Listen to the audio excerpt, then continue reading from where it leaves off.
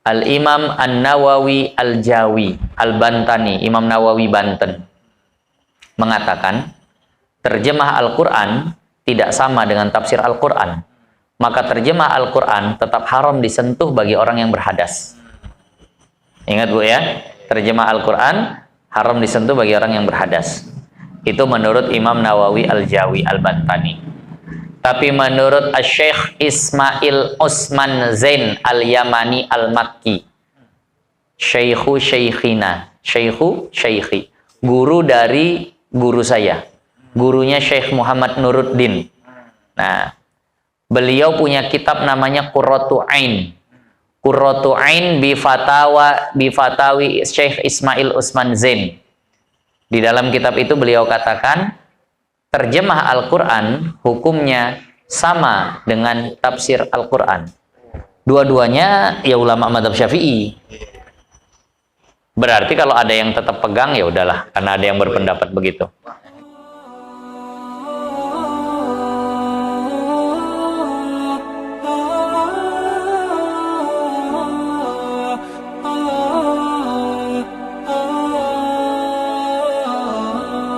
Dan tiada haram itu ya. Masih tentang perkara-perkara yang diharamkan bagi orang yang berhadas. Al-Mu'allif rahimahullahu ta'ala. Dan tiada haram menanggung akan dia serta mata benda, dan jika kecil seperti jarum sekalipun, seperti barang yang dikata oleh Syekh Ramli dan orang yang mengikutnya. Yang lalu kita bahas kalau orang itu berhadas, baik hadasnya kecil atau hadasnya hadas besar, haram untuk membawa mushaf, haram untuk menanggung mushaf. Misal di tas ada Al-Quran, dia lagi nggak ada wudhu, dia angkat tasnya, yang di dalam tas itu ada Al-Quran, nggak boleh, berdosa, haram. Walaupun nggak nyentuh, tapi membawanya tuh haram. Nah, tapi tidak haram kalau dia menanggung membawa Al-Quran tadi itu serta mata benda, serta benda yang lain. Dan jika kecil seperti jarum sekalipun, walaupun kecil, misal ada tas, di dalamnya ada Al-Quran, serta di dalamnya ada pulpen. Ada orang mau bawa tas itu, niatnya sekalian bawa pulpen yang ada di dalamnya, bukan hanya Quran. Nah, tapi memang pulpennya juga mau dibawa. Nah, itu hilang keharamannya, itu nggak haram kalau dia bergabung dengan benda yang lain. Tapi kalau murni niatnya hanya Quran, nah ini haram, nanti sepakat orang haram di situ. Nah, ini pendapat Imam Ramli. Dan berkata Syekh Khatib, nah, Syekh Khatib Sarbaini, penulis kitab Mughnil Muhtaj, penulis kitab Al-Iqna fi Syarhi Matni Abi Syuja', tak dapat tiada bahwa patut ia bagi mengikut pada urf dan ditanggungkan dia tergantung karena takut daripada menyentuh, dan jika tiada maka haram atasnya. Kata Syekh Khatib, tak dapat tiada bahwa patut ia bagi mengikut pada uruf. Ya, harus dinilai ini apakah hanya niatannya karena takut sekedar menyentuh saja, sehingga dia masukkan jarum kemudian dia angkat, yang seperti itu. Ya, kalau kebiasaannya ini memang bukan sesuatu yang dituju, masukkan, angkat. Kata Syekh Khatib nggak bisa, tapi nanti kalau kata Imam Romli bisa saja itu yang begitu, nggak ada masalah. Nah, kalau ini kayak macam hilah begitu saja. Nah, jadi yang seperti itu ini tidak apa bahasanya, nggak dianggap lah. Nah, karena takut daripada menyentuh, dan jika tiada maka haram atasnya. Dan disyaratkan pula bahwa tiada diqasatkan mushaf jua. Syaratnya jangan hanya meniapkan mushaf saja, dengan bahwa diqasat mata benda atau diitlak. Nah, dengan bahwa diniatkan mata benda, nah, ataupun tidak berniat apapun, main angkat saja. Nah, maka itu nggak masalah. Yang nggak boleh itu kalau niatnya Al-Quran saja. Ada Al-Quran di dalam tas beserta handphone misalnya. Waktu dia angkat, apa niatnya? Hajat nggak sama handphonenya? Enggak. Hajatnya cuma sama Quran saja, haram tuh, nggak boleh. Tapi kalau di dalamnya ada Al-Quran, ada handphone, apa niatnya? Entah, tak ada niat. Pokoknya bawa pulang aja, orang ini tasku, gitulah bahasanya. Nah, bawa gitu aja lah, orang ini punya dia. Entah Al-Quran, entah handphone, kosong niatnya nggak ada. Itu juga nggak masalah. Nah, itu namanya itlak tadi. Atau yang dia niatkan mau bawa apa? Bawa handphone. Di situ ada Al-Qur'annya. Bukan Al-Qur'annya sebenarnya. Aku hajatnya sama handphone. Nah, ini juga nggak masalah. Jadi kalau diniatkan mata benda atau diniat mutlak, tidak ada niat apa-apa, itu boleh. Maka jika dikosotkan mushaf jua, haram atasnya. Jadi kalau dia niatkan hanya Al-Qur'an saja, bendanya tidak, haram. Tak boleh itu. Dan jika dikosotkan mushaf serta mata benda, tapi kalau dua-dua, apa niatnya? Al-Qur'annya iya, handphonenya juga iya. Dua-duanya dihajati. Nah, kalau seandainya seperti ini, tiada haram pada Syekh Romli. Menurut Imam Romli tidak haram. Nah, dan haram pada Syekh Ibnu Hajar. Seperti Syekh Khatib tadi. Nah, itu tadi. Jadi kita untuk ini ikut Imam Romli aja lah, agak mudah. Nah, apalagi khilafnya nggak jauh kali kalau Imam Romli sama Imam Ibnu Hajar. Nah, jadi ikut itu aja. Ini misal ini ibu-ibu, ada Quran di atas rehal, mau nyapu, ibu ini lagi haid, suami udah pergi kerja, merepet lah ibu tadi. Walah, habis baca Quran dia dapat pahalanya, aku dapat dosanya lah begini. Memang bereskan begitu, marah lagi apa segala macam kan gitu, mengomel lagi. Nah, suami habis baca Quran dapat pahala. Shadaqallahul azim, dibiarkan di situ, tak dirapikan lagi. Nah, dia dapat pahala, aku dapat dosa. Cemana lah aku nak menyapu, nak mengepel ini sini. Angkat saja dengan niatan mengangkat rehal sekaligus Al-Quran. Nah, begitu. Jadi dua-dua tuh. Kan yang diniatkan bukan cuma geser Al-Qurannya. Rehalnya juga mau digeser. Angkat saja, tak masalah dengan niat dua-duanya. Nah, ini kalau menurut Imam Romli, ini sah. Tak haram. Tapi kalau menurut Imam Ibnu Hajar, kalau diniatkan dua-duanya tak boleh. Imam Ibnu Hajar harus mutlak bendanya saja. Tak boleh ikut Al-Quran. Nah, itu kalau Imam Ibnu Hajar.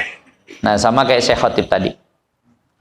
Dan tiada haram menanggung akan dia pada tafsir yang terlebih banyak daripada Quran dengan yakin. Dan tidak haram kalau seseorang itu membawa kitab yang di dalamnya ada Al-Quran serta tafsirnya. Ya, kitab tafsir lah nama kita. Yang mana huruf tafsirnya itu lebih banyak daripada huruf Al-Qur'annya.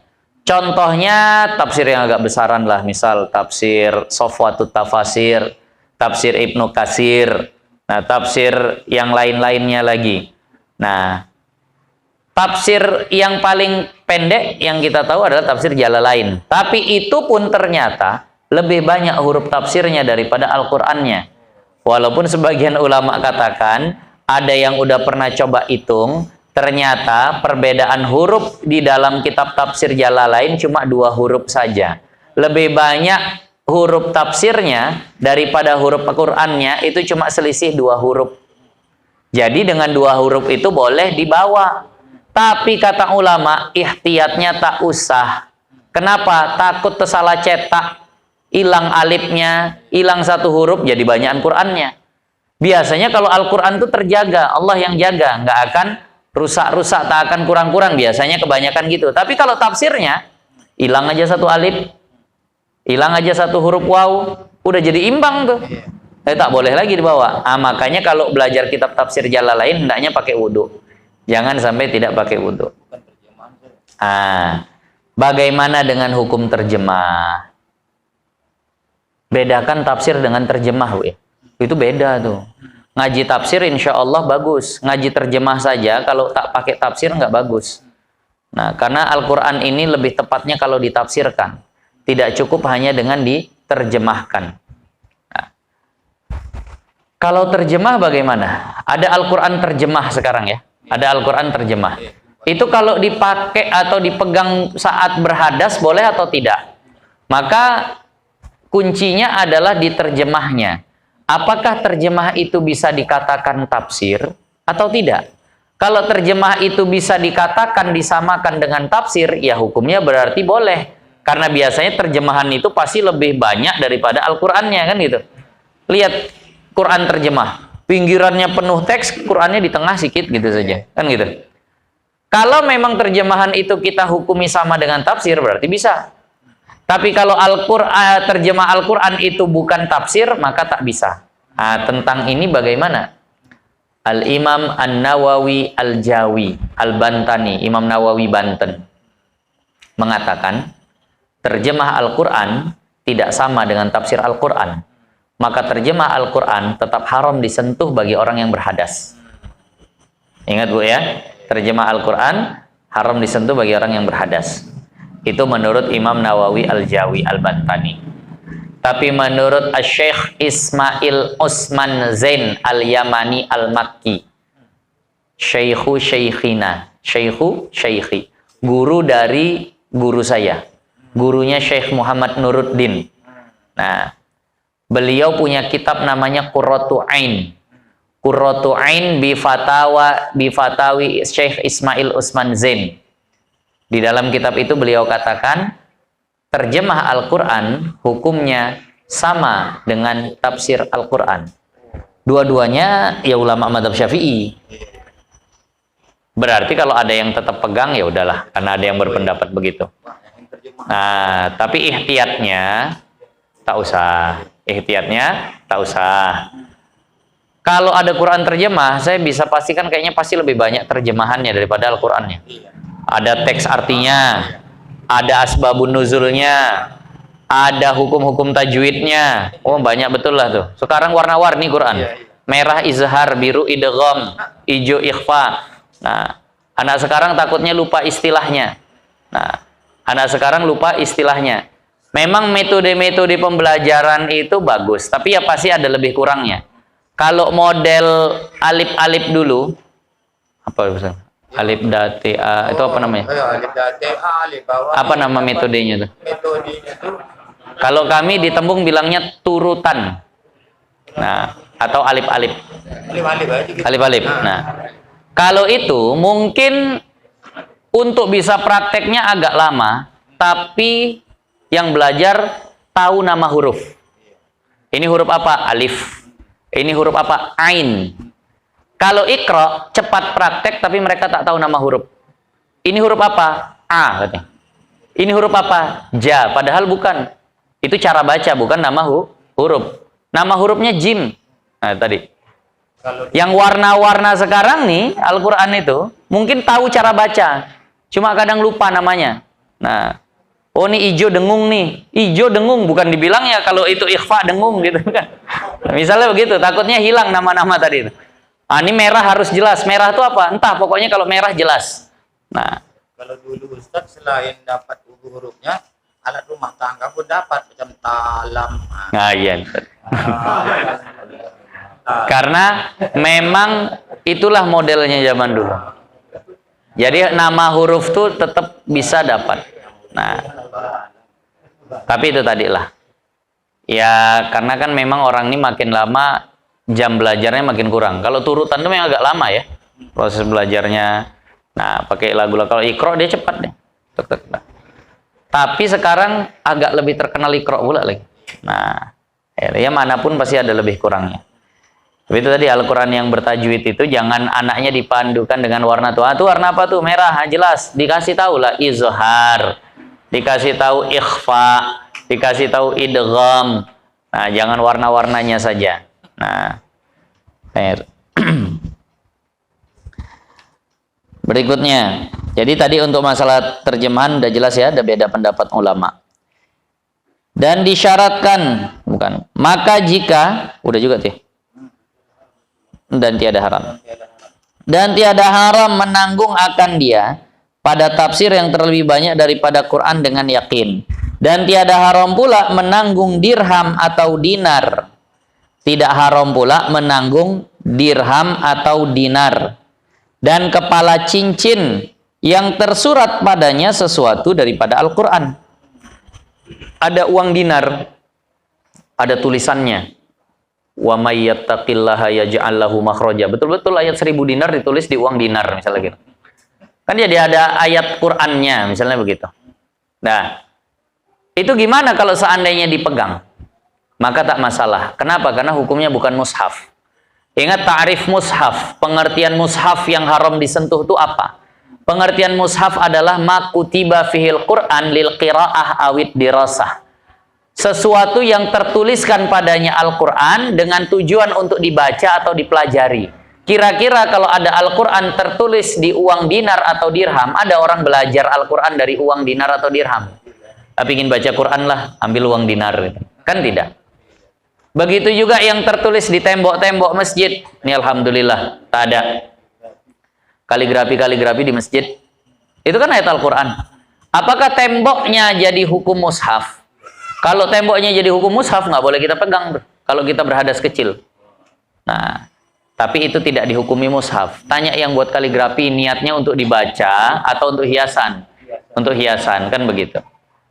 Nah, jadi ini tak masalah. Nah, kalau hukumnya makruh, menuliskan ayat-ayat Al-Quran pada yang seperti itu. Di baju ada ayat Al-Quran itu makruh. Nah, di mobil ada ayat Al-Quran itu makruh. Di lobe, di peci ada ayat Al-Quran makruh. Ini mohon maaf, hati-hati yang pakai peci ada tulisan kalimat tauhidnya. La ilaha illallah Muhammadur Rasulullah. Mohon maaf, itu kalimat mulia.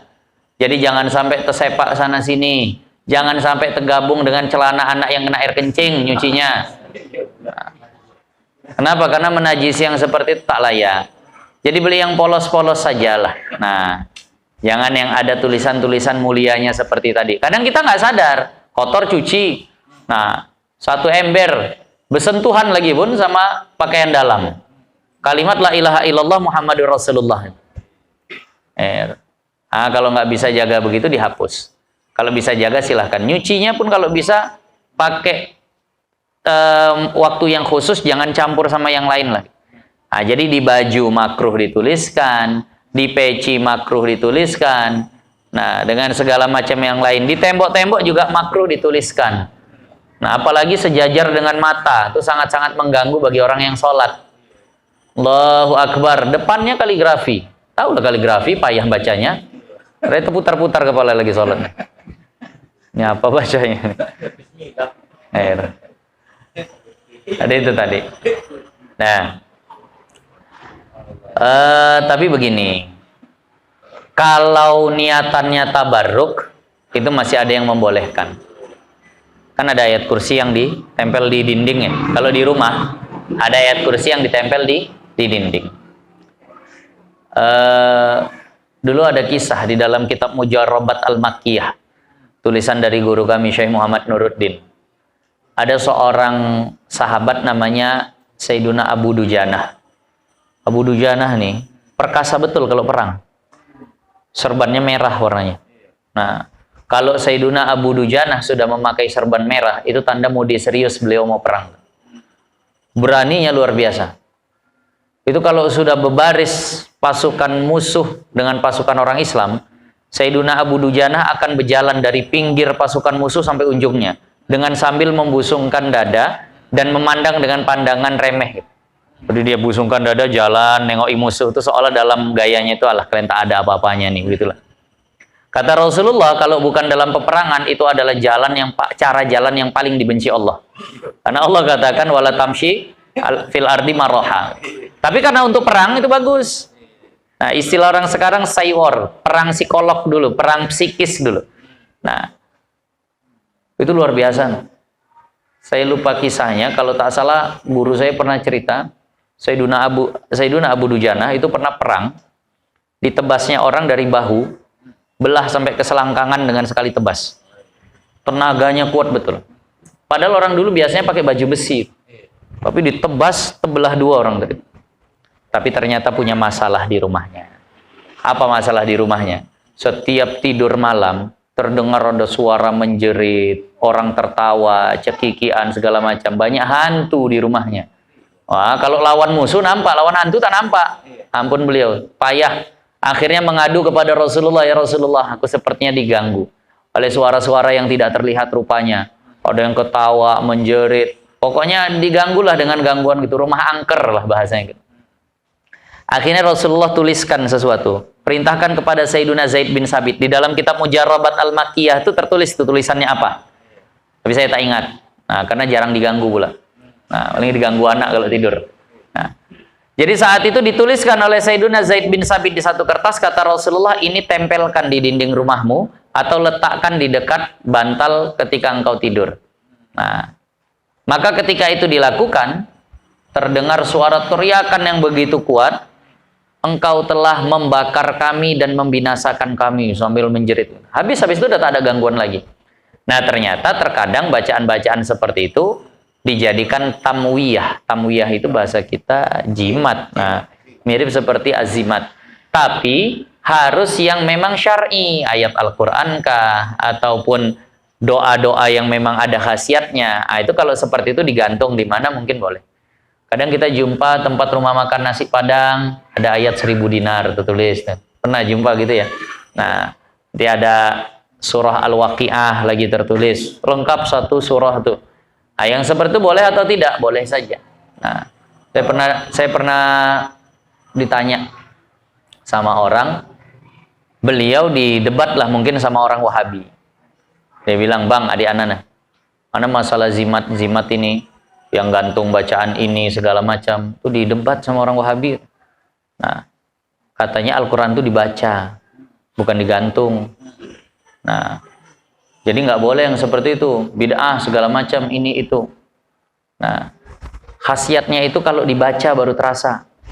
Jadi saya bilang begini, kalau tentang masalah dibaca, digantung yang seperti itu, coba bilang sama dia.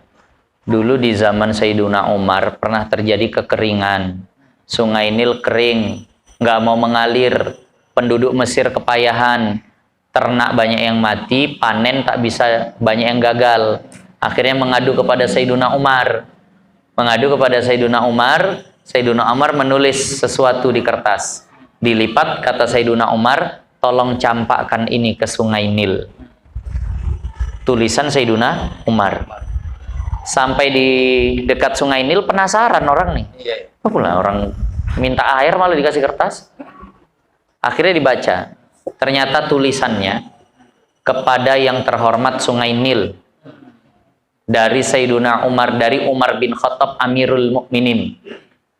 Jika engkau berhenti karena kehendakmu, kami tak ada urusan denganmu. Tapi jika kau berhenti karena kehendak Allah, kami telah meminta kepada Allah agar engkau mengalir. Itu tulisannya. Akhirnya dilipat lagi, dicampakkan. Begitu dicampakkan, deras mengalir air Sungai Nil tadi. Saya katakan, kalau tulisan Sayyiduna Umar saja berkahnya begitu, masa Al-Quran tak berkah? Itu Umar tuh bid'ah, nggak pernah yang seperti itu dibuat Rasul tuh nggak pernah. Nah, masa ada orang nyampak-nyampain kertas begitu ke dalam situ? Oh, kalau ada orang Wahabi udah syirik duluan Umar tuh. Nah, seperti itu. Tapi apa maksudnya? Keberkahan dari apa yang ditulis tadi itu. Jadi kalau tulisan tangan manusia, kalam manusia saja bisa mengundang keberkahan, masa kalam Allah tidak? Makanya para sahabat biasa menggantungkan ta'liqut tasmiyah, menggantungkan tamwiyah, azimat-azimat tadi itu di leher anak-anak. Yang kadang tulisannya mungkin ayat-ayat Al-Quran yang isinya penjagaan. Nah, itu tadi. Itu tak ada masalah. Dan itu halal kalau dibawa, halal kalau disentuh ketika sedang berhajat, ketika sedang berhadas, karena niatannya bukan lil qiraah wat dirasah. Karena tamwiyah jimat-jimat tadi itu niatannya bukan untuk dibaca dan bukan untuk dipelajari, tapi untuk perlindungan. Tapi ingat, hati-hati yang mengamalkan seperti itu, tetap gantungan hati, tetap keyakinan hati, manfaat dan mudarat itu biyadillah, dalam genggaman kekuasaan Allah. Nah, tauhidnya harus tetap ada. Itu hanya wasilah atau sebab. Tak ubahnya seperti obat. Nah, tak ubahnya seperti apalah bahasa kita. Nah, tolak angin ketika mau naik kendaraan. Nah, minum segala macam lah antimu supaya tak mabuk. Nah, sama saja seperti itu. tak ubahnya posisinya seperti itu. Kalau sini pagar Nah. badan, Ustaz. Itu tadi. Pagar badan. Pakai minuman juga. Enggak. Oh, istilahnya. Pagar badan. Pagar badan. Jimat tadi itu. Nah, tapi ingat, terkadang rusaknya kepada jimat-jimat ini, pergi dia, tak terbawanya jimatnya. Tapi dia rasanya hatinya, wah nanti celaka begini begitu segala macam. Itu yang agak kurang pas, agak bahayanya di situ. Itu tadi. Di batang padi, Ustaz, ada di air Quran itu juga di batang padi. Ini untuk supaya takut tidak dimakan hama termasuk itu. Boleh asal bisa dijaga tidak jatuh ke tanah, tidak terkotori lumpur dan segala macam. Nah, kan ada hukum haram menuliskan ayat Al-Quran di kain kafan. Kan ada seperti itu. Kenapa diharamkan? Karena takut ternajisi dengan, nanti kan itu hancur tuh. Ada darah mengalir segala macam di situ, akan ternajisi. Itu tadi haramnya. Tak boleh. Nah, begitu juga haram hukumnya menelan, kan gitu. Menelan, nah, sesuatu yang bertuliskan dengan Al-Quran. Nah, disuruh ngapal surah An-Naba, payah kali rasa dia. Nah, ditelannya satu kertas tuh biar cepat hafal. Berdosa. Kenapa? Karena begitu dia telan kertas bertuliskan ayat Al-Quran tadi, di dalam perutnya bercampur dengan muntah dan kotoran, itu menajisi tulisan tuh. Haram hukumnya, tak boleh. Nah, di situ letaknya. Jadi maka hati-hati. Kalaupun membuat seperti itu, hati-hati. Maka permintaan saya kepada Bapak Ibu sekalian, kalau bikin surat undangan, tak usah pakai Bismillahirrahmanirrahim. Kenapa? Biasa undangan kalau udah dapat jadi apa? Jadi kipas. Nah, jadi kipas. Buang sana sini, sana sini. Tercemarkan itu tadi kalimat mulia. Ada nama Allah situ. Bismillah. Rahman 2. Rahim 3. Tepijak kaki sejajar dengan kotoran-kotoran. Itu tak boleh begitu. Nah, kalau seandainya Latin bagaimana? Latin pun kalau bisa tak usah. Tak pala dipermasalahkan orang tuh.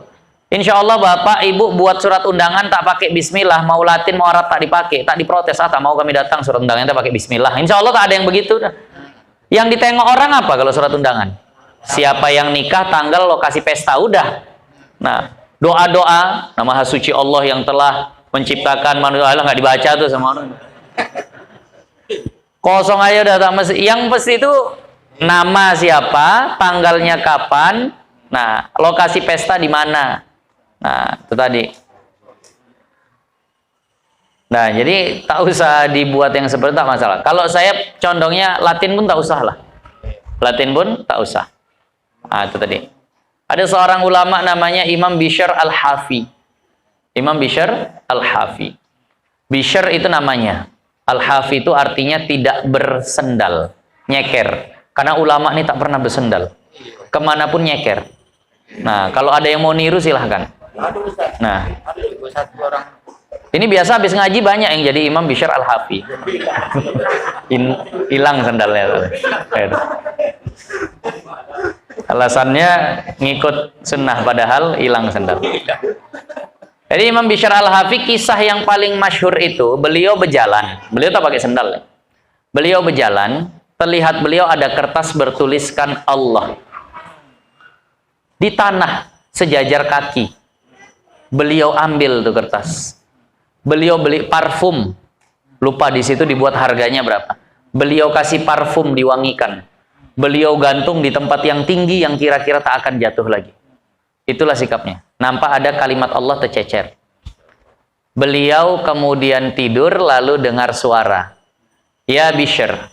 Nah, la utayyiban nasmak kama tayyab tasmi.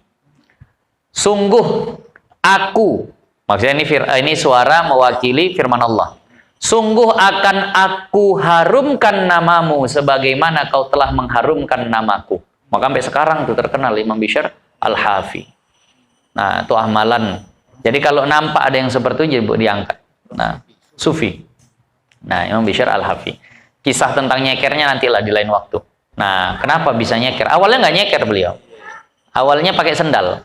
Nah, tapi nanti kisah tentang masalah Kenapa bisa buka sendalnya nanti insya Allah di lain waktu. Nah, jadi ini tadi tentang kemuliaan Al-Quran tadi. Jadi kenapa orang berhadas kecil, berhadas besar tidak boleh menyentuh Al-Quran? Itu karena menjaga kesucian dan keagungan Al-Quran.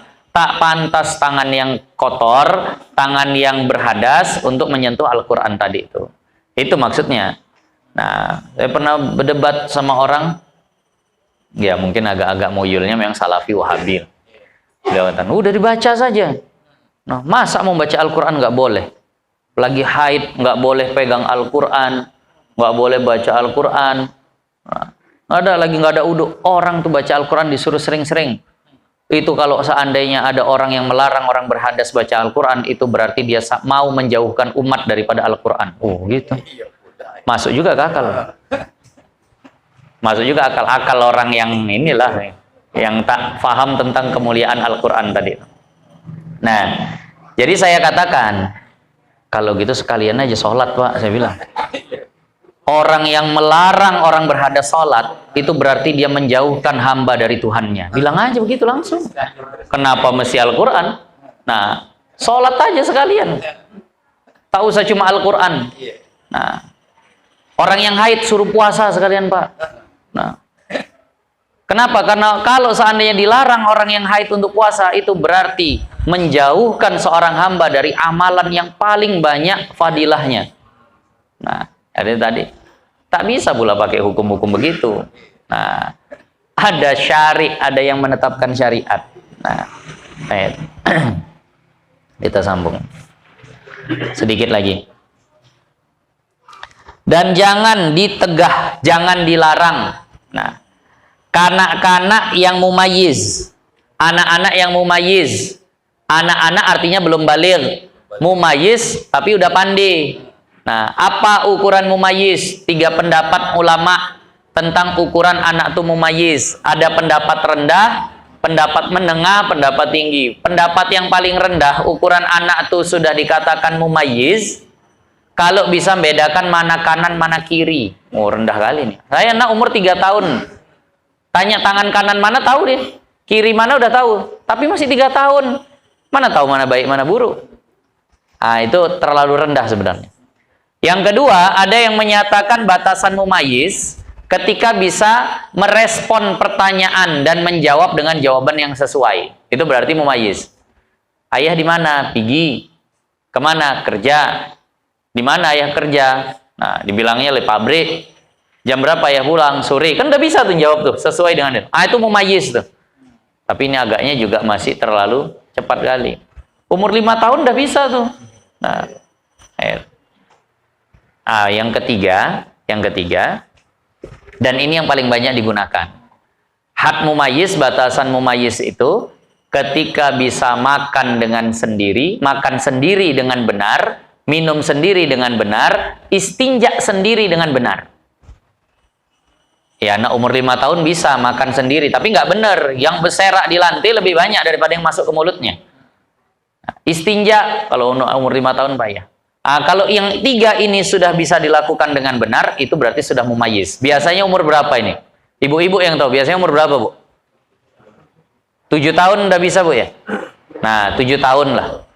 Nah, ada memang yang sampai 10 tahun tak pandai cebok sendiri, ada. Itu karena terlalu dimengkek kan sama mamanya.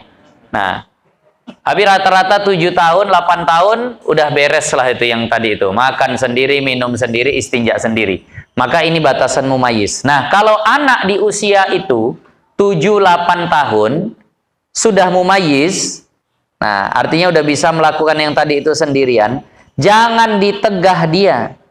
Nah, yang berhadas, kalau anak itu berhadas jangan ditegah. Nah, hadas besar atau hadas kecil? Bisa anak kecil hadas besar? Begitu hadas besar jadi besar lah dia. Tak anak-anak lagi. Nah, ini hadas besarnya karena jima biasanya. Nauzubillah. Kecepatan dewasanya. Umur 7 tahun, 8 tahun, entah apa-apa yang udah ditonton. Akhirnya anak 7 tahun sama 8 tahun melakukan hubungan badan. Tak ada yang keluar, tidak inzal. Tapi hukum keduanya disebut apa? Berhadas besar, junub. Nah, wajib mandi. Nah, tadi. Nah, kalau dia berhadas besar atau berhadas kecil, nggak boleh dicegah daripada menyentuh dan menanggung Qur'annya. Nggak boleh. Dilarang daripada menyentuh dan menanggung Qur'an. Dan lauhnya begitu juga lembarannya lah kita katakan. Karena mendaras, karena mempelajari. Nah, dan apa itu? Mengaji. Nah, dan mengaji. Itu udah biar aja lah. Namanya hajat. Jangan nunggu wudhu dulu pandai baru boleh ini, takutnya nanti lama kali bisa baca Qur'annya. Kalau ini tak masalah. Tapi kalau belum mumayyiz, jangan dikasih Al-Qur'an. Koyak. Habis koyak, dilempar, pijak-pijak, naudzubillah. Tak boleh. Nah, itu tadi. Walaupun entah betul entah enggak, saya ada dikasih video kucing dihadapkan majalah, dipijak-pijaknya majalah itu. Pernah mungkin ada yang lihat tuh. Kemudian dihadapkan Al-Qur'an, tak mau dia mijaknya. Nah, keliling berapa kali lewat tak ada di pijaknya Al-Quran tadi itu. Wah, ini kadang ada hewan lebih berakal daripada manusia. Nah, ini kadang ada beberapa di dalam hukum ini, hewan itu memang interaksinya kadang kepada syariat ini lebih. Mungkin ada yang pernah baca riwayat tentang hari Asyura dari Imam Yafi' bahwa kata beliau, min ajaibi yaumi Asyura. Di antara keistimewaan hari Asyura, bahwasannya saat hari Asyura yang berpuasa itu bukan cuma manusia, hewan-hewan juga ikut berpuasa. Tapi tak saya coba pula. Kemarin ada yang nyoba, Bu. Nah, kira-kira kucing pas hari Asyura itu dikasih makan atau tidak? Gitu. Nah, makan juga. Oh, berarti udah tertular sama manusianya. Udah ketularan manusianya, kan manusianya banyak nggak puasa juga. Nah, dulu kata ulama salaf, ada seorang ulama yang selalu tiap hari itu dia sedekahnya sama semut. Kalau dia makan, dia akan remahkan sedikit, dia kasih semut, nanti dirubung semut habis. Itulah amalannya tiap hari. Tapi pas hari Asyura, dia kasih, nggak laku makanannya tadi itu. Semutnya pun ikut puasa. Sekarang orangnya pun tak puasa, makanya tertular kepada binatangnya tadi. Nah, tapi saya belum ada lah nyoba secara langsung gitu, manggil kucing, coba kasih mau atau tidak. Nah, burung laku nggak itu, peletnya dimakan nggak? Yang pelihara ikan lele coba dikasih pada hari Asyura, makan nggak deh? Kalau tetap makan, nah berarti itu tadilah, memang udah ketularan lah sama orang yang banyak tak puasa Asyura. Akan datang nanti kitabus shalah, kitab tentang salat.